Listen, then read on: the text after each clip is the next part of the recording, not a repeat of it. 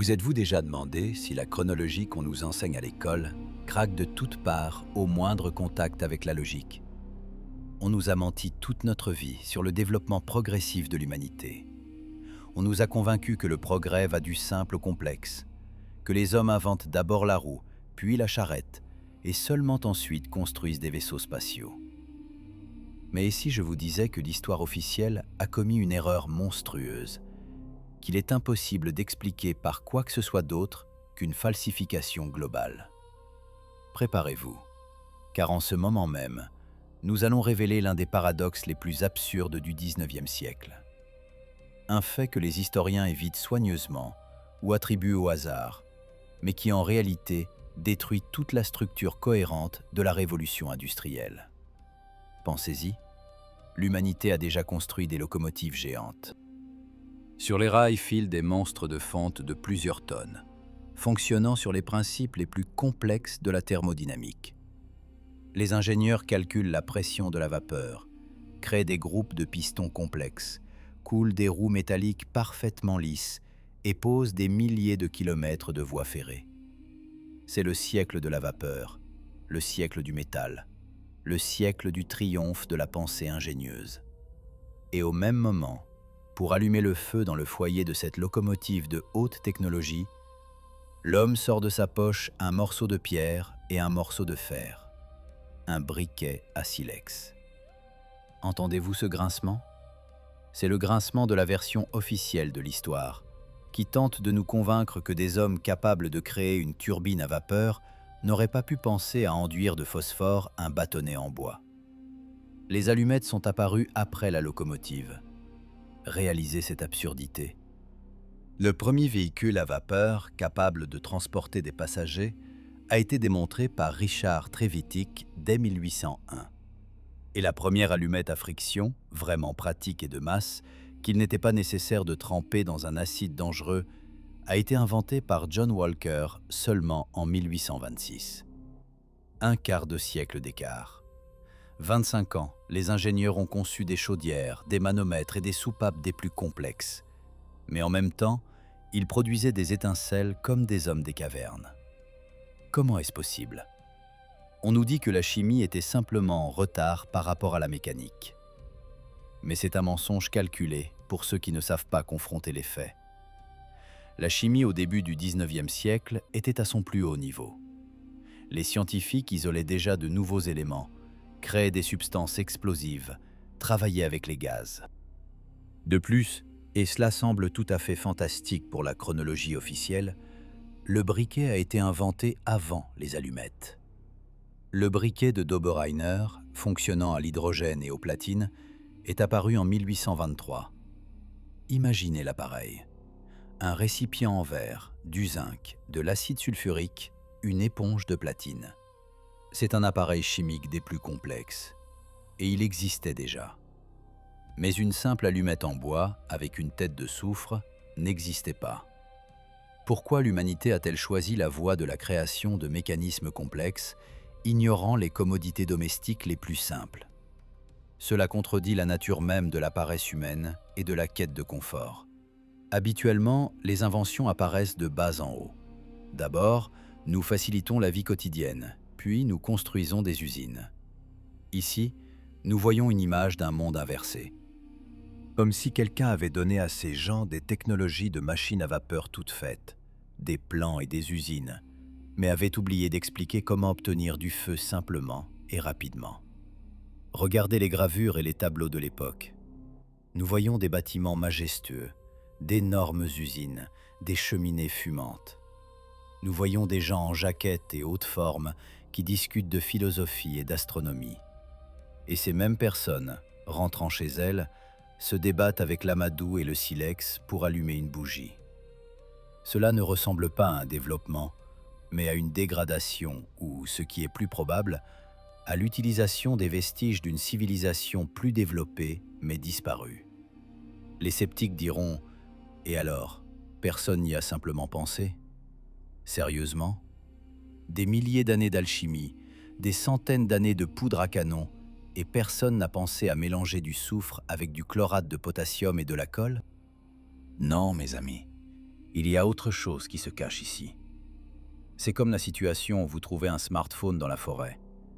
Vous pouvez apprendre à appuyer sur les boutons et même à téléphoner, mais vous ne pourrez pas lui fabriquer un chargeur si vous ne connaissez pas les principes de l'électricité. Il en était de même pour les gens du 19e siècle. Ils savaient couler la fonte et assembler des chaudières à vapeur parce que ces connaissances avaient été soit préservées, soit restaurées à partir de modèles trouvés. Mais la technologie de la chimie domestique simple avait été complètement perdue. Cette dissonance technologique nous crie que l'histoire a été interrompue, qu'il y a eu un point zéro après lequel les survivants se sont retrouvés dans un monde étrange. Un monde où se dressent d'énormes villes vides, où il y a des restes de mécanismes gigantesques, mais pas de compréhension élémentaire du fonctionnement de ce monde au micro-niveau. La locomotive à vapeur, à l'époque du briquet à silex, ce n'est pas un paradoxe du développement, c'est une preuve. C'est la preuve que le 19e siècle n'est pas un siècle de découverte, mais un siècle de récupération et de tentative de redémarrer ce qui restait des précédents maîtres de la planète.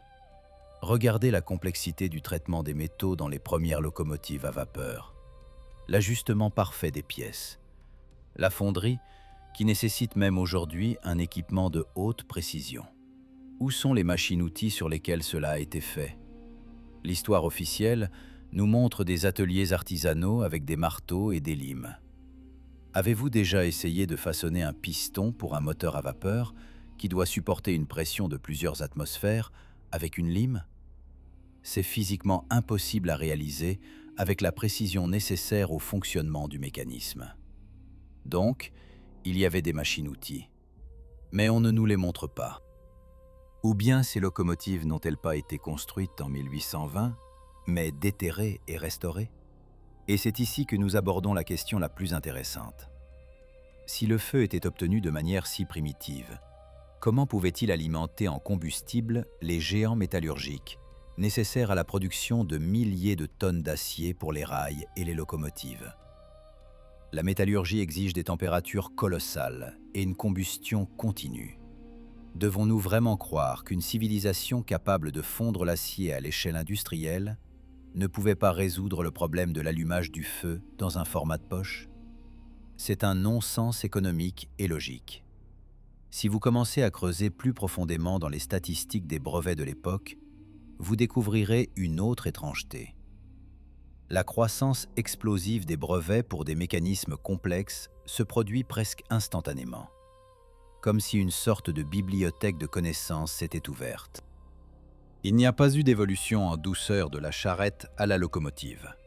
Il y a eu un saut. Et ce saut s'est produit sur fond de vie quotidienne primitive. C'est comme si, dans un village du 19e siècle, où l'on laboure avec une arère, un atelier d'assemblage de microprocesseurs s'était soudainement ouvert. Les historiens officiels tentent de nous aveugler avec des récits de génie solitaire. Prétendument, Stephenson est arrivé et a tout inventé. Watt est arrivé et a tout construit. Mais aucun génie ne peut travailler dans le vide. Pour créer une locomotive, il faut une industrie. L'extraction de minerais, la logistique, la chimie des lubrifiants, la mécanique de précision. C'est une pyramide de technologie. Et cette pyramide, selon la version officielle, n'a pas de fondation. Pas d'allumettes, pas de technologie chimique simple. Il n'y a que la pointe de l'iceberg. Un mécanisme à vapeur complexe suspendu dans le vide historique. Et si les technologies à vapeur n'étaient pas une réalisation du 19e siècle, mais une archaïque pour la civilisation qui l'a précédée? Et si les locomotives étaient pour eux ce que sont pour nous les vieux générateurs diesel? Une technique fiable, simple, robuste, qui a survécu à la catastrophe. Et les hautes technologies, comme celles qui permettaient d'obtenir du feu ou de l'énergie d'une autre manière, ont été perdues ou retirées. Nous sommes au seuil d'une gigantesque supercherie. L'allumette et la locomotive. Ce sont deux témoins dont les témoignages ne concordent pas. Et si le tribunal de l'histoire est honnête, il doit reconnaître que la version officielle est un faux témoignage. Mais qui sont les juges? Et pourquoi leur est-il si avantageux de cacher la vérité sur l'origine réelle des technologies du siècle de la vapeur? Détournons-nous un instant de la petite allumette et observons le monde qui l'entourait. Si vous pensez que le paradoxe du briquet à silex est la seule incohérence, alors vous vous trompez profondément. Ce n'est que la pointe de l'iceberg, sous laquelle se cache un mensonge monstrueux sur l'ampleur de la construction et de la production du XIXe siècle. Regardez autour de vous. Dans n'importe quelle vieille ville du monde, que ce soit en Europe, en Amérique ou dans l'Empire russe, vous trouverez des centaines, des milliers de bâtiments en briques rouges. Ce sont des usines, des manufactures, des casernes, des gares. Ils sont toujours debout, et la qualité de leur maçonnerie est telle que la brique moderne se désagrège en poussière à côté d'eux. Mais vous êtes-vous posé la question d'où provenait une telle quantité inimaginable de matériaux de construction dans un monde où la logistique reposait sur les chevaux et les charrettes? Essayons d'appliquer les mathématiques, que les historiens officiels n'aiment tant pas. Pour la construction d'un grand bâtiment d'usine, il faut d'1 à 3 millions de briques. Au milieu du XIXe siècle, de tels bâtiments poussaient comme des champignons après la pluie partout dans le monde. Il s'agit de milliards et de milliards d'unités de briques. Pour produire un tel volume, il faut des fours gigantesques, fonctionnant 24 heures sur 24. Il faut de l'argile, qu'il faut extraire, transporter, pétrir. Et surtout, il faut du combustible. Une quantité irréelle de charbon ou de bois de chauffage. Et encore une fois, nous revenons au feu. Voulez-vous dire que cette industrie mondiale de la brique, qui a recouvert la planète d'un style architectural unique, était alimentée par des gens qui faisaient jaillir une étincelle avec une pierre? Voyez plus large. Ce style, que l'on appelle architecture industrielle, est étonnamment unifié. Les bâtiments à Manchester, Hambourg, Boston et Saint-Pétersbourg donnent l'impression d'avoir été construits selon un seul projet type, approuvé dans un centre unique. Les mêmes fenêtres cintrées, la même maçonnerie de briques des plus complexes, les mêmes tirants métalliques. Comment est-ce possible, dans un monde sans Internet, sans communication instantanée, dans un monde où une lettre prend des semaines pour arriver? L'histoire officielle marmonne quelque chose sur la mode et l'échange d'expériences. Mais la mode ne contraint pas les ingénieurs sur différents continents à utiliser des solutions techniques identiques avec une précision au millimètre près. Cela ne ressemble pas à une copie, mais à une base de production unique. Comme si ces villes avaient été construites par une seule corporation mondiale qui a soudainement disparu. Et maintenant, regardez ces bâtiments plus attentivement. Beaucoup d'entre eux, que l'on nous présente comme des constructions du milieu du XIXe siècle, présentent une étrange particularité. Leurs premiers étages sont, pour une raison quelconque, enfoncés dans le sol. On nous dit « couche culturelle ». Prétendument, en 100 ans, les gens auraient accumulé tant de saleté que les maisons se seraient enfoncées jusqu'aux fenêtres. Y croyez-vous? Regardez votre maison. S'est-elle beaucoup enfoncée dans le sol au cours des 50 dernières années? On pose de l'asphalte sur de l'asphalte, mais pas sur 1,5 m. De plus, si l'on déterre ces bâtiments, nous verrons des fenêtres et des portes complètes, donnant sur la terre. Qui de bon sens concevrait une fenêtre butant contre un mur de terre? Ce ne sont pas des caves, ce sont des étages complets qui ont été ensevelis. Ici, nous arrivons à une terrible conjecture. Les locomotives et les chemins de fer, peut-être, n'ont pas été utilisés pour construire une nouvelle civilisation, mais pour déterrer l'ancienne. Pensez-y. Le chemin de fer est un outil idéal pour l'évacuation de la terre. Des millions de tonnes de terre, d'argile et de sable. Si l'on suppose que les villes ont été recouvertes par un cataclysme, une coulée de boue ou une sédimentation de poussière d'une ampleur incroyable, alors les premières machines à vapeur étaient précisément nécessaires au déblaiement. C'est pourquoi nous observons un tel bond en avant dans le développement des équipements lourds et un échec total dans la chimie domestique. Les survivants, ou les personnes arrivées sur place avec des technologies prêtes à l'emploi, avaient besoin d'excavateurs et de tracteurs, pas d'allumettes. Ils devaient déblayer les gravats. Et voici un autre fait qui fait dresser les cheveux sur la tête. La démographie. Prenez les données officielles sur la population des grandes villes du début et du milieu du 19e siècle. Les chiffres sont ridicules. Dans des villes où se dressent des cathédrales cyclopéennes, d'immenses avenues et de gigantesques zones industrielles, vivaient officiellement 50, tout au plus 100 000 personnes. Comparez l'ampleur de l'infrastructure avec le nombre d'habitants. C'est comme si aujourd'hui, à New York, vivait la population d'un petit village, mais que les gratte-ciel étaient déjà là. Qui a construit ces géants? D'où venaient les bras pour travailler?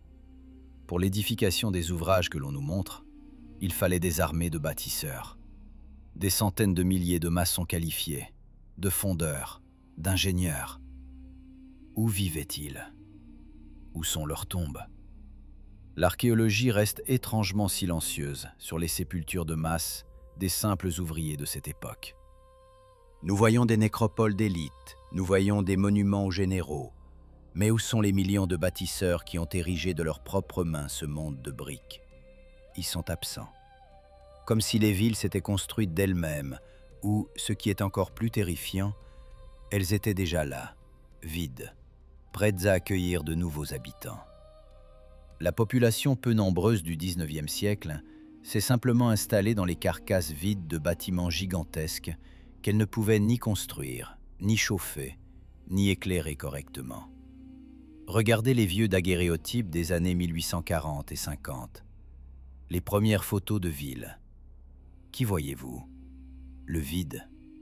D'immenses places, de très larges avenues, des bâtiments majestueux, et pas une âme. Ou une silhouette solitaire d'un homme qui ressemble à une fourmi dans un canyon de pierre. Les historiens disent « c'est à cause du temps d'exposition long, les personnes en mouvement étaient simplement floues ». Mais permettez-moi, les chevaux et les calèches étaient-ils aussi flous? Les arbres se balançant au vent? Pourquoi sur certaines photos, une seule personne est-elle clairement visible, debout au milieu d'une immense place et personne d'autre? Cela crée une impression sinistre de post-apocalypse. Des villes fantômes, dans lesquelles la vie ne fait que commencer à revenir. Et dans ces villes, nous voyons une autre technologie qui ne correspond absolument pas au niveau de développement de l'ère des allumettes. Il s'agit de la fonte et des structures en acier. Les clôtures, les cages d'escalier, les poutres porteuses, les ponts. La qualité du métal est telle qu'il ne rouille pas pendant des siècles. La complexité des motifs est stupéfiante. Ce n'est pas de la forge, c'est de la fonderie d'art industrielle. Pour couler des milliers de kilomètres de telles clôtures, il faut des usines automatisées. Il faut des moules d'une précision parfaite. Où sont ces moules? Où sont les plans? Ils n'existent pas. On nous propose à nouveau de croire en un forgeron avec un marteau. Mais essayez de faire des kilomètres de motifs identiques avec un marteau. Nous voyons une nette rupture technologique. D'un côté, des objets complexes prêts à l'emploi. Bâtiments, ponts, machines à vapeur, fonderies des plus complexes. De l'autre côté, une primitivité absolue de la vie quotidienne. Absence d'éclairage normal, absence d'allumettes, absence d'égouts dans la plupart des endroits, saleté et insalubrité. Les gens du 19e siècle vivaient comme des barbares dans les ruines de palais d'une civilisation hautement développée. Ils utilisaient ces palais comme des logements collectifs, allumaient des feux sur le parquet et tentaient de faire fonctionner des mécanismes dont ils ne comprenaient le principe que partiellement. L'histoire officielle tente de coller ces deux mondes ensemble, en inventant des contes sur l'incroyable diligence et le génie des ancêtres. Mais les faits sont têtus. Le volume de travail effectué ne correspond pas au nombre de la population. Le niveau des technologies de construction ne correspond pas au niveau des outils. Et la présence d'une infrastructure prête à l'emploi, en l'absence de moyens pour la créer, ne dit qu'une seule chose. Nous ignorons quelque chose sur un événement qui a divisé l'histoire en avant et après. Un événement qui a effacé la mémoire de l'humanité, ne nous laissant que des décors dans lesquels nous tentons de jouer une pièce appelée progrès. Imaginez la situation. Vous trouvez un ordinateur ultramoderne, mais vous n'avez pas d'électricité. Qu'allez-vous en faire? Peut-être adapterez-vous son boîtier métallique pour y faire frire des œufs en allumant un feu à l'intérieur de l'unité centrale. Barbarie? Absolument. Mais c'est précisément ce qui semble être arrivé à l'humanité au XIXe siècle. Nous abordons un nouveau chapitre de notre enquête. La théorie du culte cargo. Ce que nous appelons la révolution industrielle et le siècle de la vapeur pourrait en réalité être une tentative de survivants primitifs de faire fonctionner des mécanismes complexes d'une civilisation hautement développée en utilisant les sources d'énergie les plus brutes et les plus sales, le charbon et le bois. Regardez l'architecture des gares, des usines et des soi-disant temples de l'époque. Observez les toits. Ils sont parsemés de flèches, de dômes, de grilles métalliques et d'étranges ornements que l'histoire officielle qualifie de symboles religieux ou de simples décorations. Mais pourquoi ces décorations sont-elles toujours faites de métaux conducteurs? Pourquoi sont-elles souvent recouvertes d'or ou de cuivre? Et pourquoi sont-elles structurellement intégrées dans un réseau unique avec les charpentes métalliques des bâtiments, s'enfonçant profondément dans le sol? D'un point de vue physique, nous ne sommes pas face à des temples ou des palais, mais à des dispositifs émetteurs-récepteurs gigantesques, des schémas de circuits techniques. Il existe une théorie, et elle trouve de plus en plus de confirmations, selon laquelle la civilisation avant la catastrophe utilisait l'électricité atmosphérique, l'éther. Une énergie sans fil dont Nikola Tesla a tenté plus tard de nous rappeler l'existence, ce qui lui a valu d'être mis au rebut. Ils n'avaient pas besoin d'allumettes, car le feu comme source de lumière et de chaleur était pour eux un archaïsme. Leur ville brillait d'une lumière électrique éternelle, leur mécanisme fonctionnait à l'énergie de champ pur. Mais ensuite, quelque chose de terrible s'est produit. Une panne globale, une guerre ou un cataclysme qui a coupé le courant. Et voilà que sur les ruines de ce paradis électrique apparaissent les gens du XIXe siècle. Ils voient des locomotives et des chaudières d'usine, des systèmes complexes de tubes et de pistons qui peut-être fonctionnaient à l'origine sur un principe totalement différent, utilisant de l'éther comprimé ou une pression atmosphérique d'un autre type. Mais les nouveaux maîtres ne comprennent pas comment cela fonctionne. Ils trouvent la seule solution disponible: verser de l'eau à l'intérieur et allumer un feu en dessous. Ils ont transformé d'élégantes machines pneumatiques ou éthériques en de grossières chaudières à vapeur. C'est précisément pourquoi nous voyons ce contraste monstrueux. La pensée ingénieuse de la machine elle-même et le foyer primitif où les chauffeurs barbouillés de charbon jettent leur combustible. C'est une technologie d'adaptation, une technologie de dégradation. Maintenant, examinons la logistique. C'est une autre bombe, placée sous les fondations de l'histoire officielle. On nous dit qu'avant l'apparition des chemins de fer, toutes les marchandises étaient transportées sur des charrettes sur des chemins de terre. Imaginez-vous transporter une colonne de granit pesant 100 tonnes ou une chaudière métallique gigantesque sur une charrette en bois sur de la boue détrempée. Les roues s'enfonceraient simplement dans le sol jusqu'à l'essieu. L'essieu en bois se briserait. Les chevaux s'épuiseraient. Mais les villes du XIXe siècle sont construites avec des millions de tonnes de pierre et de métal. Où sont les routes? Sur les vieilles cartes, nous voyons d'étranges forteresses étoilées, reliées par des lignes droites. Officiellement, ce sont des remparts. Mais si l'on les considère comme les vestiges d'artères de transport, peut-être que les chemins de fer n'ont pas été construits à partir de zéro, mais déterrés et restaurés. Cela expliquerait pourquoi le réseau ferroviaire a couvert le monde à une vitesse si incroyable. Aux États-Unis d'Amérique, par exemple, des centaines de milliers de kilomètres de voies ont été posées en quelques décennies seulement. Pensez aux chiffres. C'est des milliers de kilomètres par an, à la main, avec des pioches et des pelles, sans équipement lourd, dans des conditions de nature sauvage et de guerre avec les populations autochtones. C'est physiquement impossible, à moins que vous ne marchiez sur un remblai déjà existant, en posant simplement les traverses sur une ancienne fondation. Et ici, nous revenons au thème de la catastrophe, la boue, l'argile. Cette même substance qui a enseveli les premiers étages des bâtiments partout dans le monde. D'où est-elle venue? Les géologues se taisent. Les historiens inventent la couche culturelle. Mais n'importe quel constructeur vous dira, pour qu'une maison soit ensevelie sous 3 ou 4 mètres, il faut une coulée de boue d'une puissance colossale. Ce ne fut pas un processus lent. Ce fut un événement instantané. Peut-être que c'est le déluge biblique. Seulement il ne s'est pas produit il y a des milliers d'années, mais très récemment, au XVIIe ou XVIIIe siècle.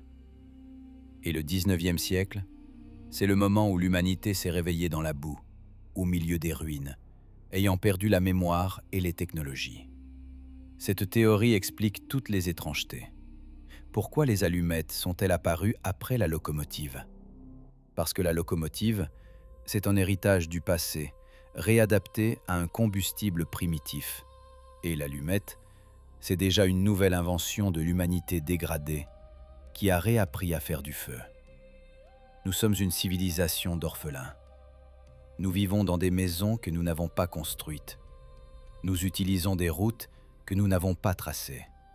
Et nous vénérons des technologies dont nous avons oublié le principe de fonctionnement. Regardez les effondrements démographiques. Dans de nombreux pays au milieu du XIXe siècle, on observe une statistique étrange. La disparition de millions de personnes, des régions vides, le peuplement d'immenses territoires par des colons qui arrivent dans des villes où il y a déjà des maisons, mais pas de gens. Où sont passés les bâtisseurs de Saint-Pétersbourg, Paris, Rome? Pourquoi y a-t-il si peu de tombes de cette période dans les vieux cimetières? Peut-être parce qu'il n'y avait tout simplement personne pour enterrer les corps. Et le plus effrayant, c'est la falsification des concepts. On nous a inventé des guerres pour expliquer les destructions. Les guerres napoléoniennes, la guerre de Crimée, la guerre civile aux États-Unis. Regardez les photographies de villes détruites après ces guerres. Sébastopol, Richmond, Paris après la Commune. Cela ne ressemble pas à des traces de boulets de canon. Cela ressemble à un bombardement en tapis ou à l'impact d'armes d'une puissance incroyable. Les murs sont coupés, la pierre est fondue, les bâtiments sont réduits en poussière. Des boulets de canon en fonte auraient-ils pu faire cela? Ou bien ces guerres étaient-elles une opération de grande envergure pour éliminer les témoins et détruire les vestiges de l'ancienne architecture que les nouveaux dirigeants du monde ne pouvaient expliquer? Nous approchons du point de non-retour. Si l'on accepte le fait que nous vivons sur les ruines d'une civilisation plus développée, la question se pose. Qui a pris le contrôle? Qui sont ces gens qui se sont appropriés les réalisations d'autrui, ont réécrit la chronologie et nous ont forcés à croire que nous sommes le summum de l'évolution, alors que nous ne sommes qu'une tribu se réchauffant autour d'un feu sur les débris d'un vaisseau spatial. Maintenant, laissons de côté les briques et le fer et regardons l'essentiel. Les gens. Si les incohérences architecturales et les paradoxes technologiques ne vous ont pas convaincus, alors la sèche statistique démographique vous fera frissonner. Ici, l'histoire officielle s'est elle-même enfermée dans un piège, dont il est impossible de sortir par la logique. On nous dit que le XIXe siècle est une ère de saleté, d'insalubrité, d'absence d'antibiotiques et d'une mortalité infantile monstrueuse. La médecine est au niveau du Moyen-Âge. Saignées, bandages sales, amputations sans anesthésie. Les épidémies de choléra, de typhus et de variole décimant des régions entières. Et soudain, sur fond de cet enfer médical, se produit une explosion démographique inexplicable, mathématiquement impossible. Regardez les chiffres. La population de la Terre qui aurait prétendument fluctué au même niveau pendant des millénaires, se met soudainement à croître de manière exponentielle, précisément au XIXe siècle. En 100 ans, le nombre de personnes double, et parfois même triple. Comment est-ce possible? La biologie est une science exacte. Regardez les effondrements démographiques. Dans de nombreux pays, au milieu du XIXe siècle, on observe une statistique étrange. La disparition de millions de personnes, des régions vides, le peuplement d'immenses territoires par des colons qui arrivent dans des villes où il y a déjà des maisons, mais pas de gens. Où sont passés les bâtisseurs de Saint-Pétersbourg, Paris, Rome? Pourquoi y a-t-il si peu de tombes de cette période dans les vieux cimetières? Peut-être parce qu'il n'y avait tout simplement personne pour enterrer les corps? Et le plus effrayant, c'est la falsification des concepts. On nous a inventé des guerres pour expliquer les destructions. Les guerres napoléoniennes, la guerre de Crimée, la guerre civile aux États-Unis. Regardez les photographies de villes détruites après ces guerres. Sébastopol, Richmond, Paris après la Commune. Cela ne ressemble pas à des traces de boulets de canon. Cela ressemble à un bombardement en tapis ou à l'impact d'armes d'une puissance incroyable. Les murs sont coupés, la pierre est fondue, les bâtiments sont réduits en poussière. Des boulets de canon en fonte, auraient-ils pu faire cela? Ou bien ces guerres étaient-elles une opération de grande envergure pour éliminer les témoins et détruire les vestiges de l'ancienne architecture, que les nouveaux dirigeants du monde ne pouvaient expliquer? Nous approchons du point de non-retour. Si l'on accepte le fait que nous vivons sur les ruines d'une civilisation plus développée, la question se pose. Qui a pris le contrôle? Qui sont ces gens qui se sont appropriés les réalisations d'autrui, ont réécrit la chronologie et nous ont forcés à croire que nous sommes le summum de l'évolution, alors que nous ne sommes qu'une tribu se réchauffant autour d'un feu, sur les débris d'un vaisseau spatial. Maintenant, laissons de côté les briques et le fer et regardons l'essentiel, les gens. Si les incohérences architecturales et les paradoxes technologiques ne vous ont pas convaincu, alors la sèche statistique démographique vous fera frissonner. Ici, l'histoire officielle s'est elle-même enfermée dans un piège, dont il est impossible de sortir par la logique. On nous dit que le XIXe siècle est une ère de saleté, d'insalubrité, d'absence d'antibiotiques et d'une mortalité infantile monstrueuse. La médecine est au niveau du Moyen-Âge. Saignées, bandages sales, amputations sans anesthésie. Les épidémies de choléra, de typhus et de variole déciment des régions entières. Et soudain, sur fond de cet enfer médical, se produit une explosion démographique inexplicable, mathématiquement impossible. Regardez les chiffres. La population de la Terre, qui aurait prétendument fluctué au même niveau pendant des millénaires, se met soudainement à croître de manière exponentielle, précisément au XIXe siècle. En 100 ans, le nombre de personnes double, et parfois même triple. Comment est-ce possible? La biologie est une science exacte. Un autre coup porté à la version officielle, c'est le papier. La guerre de l'information exige un support. Pour réécrire l'histoire et implanter dans l'esprit de millions d'orphelins une nouvelle version des événements, il fallait des manuels scolaires, des journaux, des lois. Et voici une coïncidence. C'est précisément au milieu du XIXe siècle qu'apparaît la technologie de production de papier bon marché à partir de cellulose. Avant cela, le papier était fabriqué à partir de chiffon. Il était cher et rare. Et soudain, un flot de papier bon marché. Cela a permis de créer un rideau de papier. Des milliers de tonnes de vieux papiers, de fausses chroniques, de mythes anciens, hâtivement composés, ont déferlé dans les écoles et les bibliothèques. L'histoire a été allongée. Des âges sombres ont été inventés. La chronologie a été étendue pour cacher le fait d'une catastrophe récente. Vous êtes-vous déjà demandé pourquoi les statues et bâtiments antiques semblent avoir été fabriqués sur des machines à commande numérique, CNC. Des voiles de marbre, des colonnes parfaitement lisses, une précision anatomique impossible. Et tout cela est attribué à des gens qui, prétendument, couraient en sandales et se battaient à l'épée. Et puis 1000 ans de vide s'ensuivent.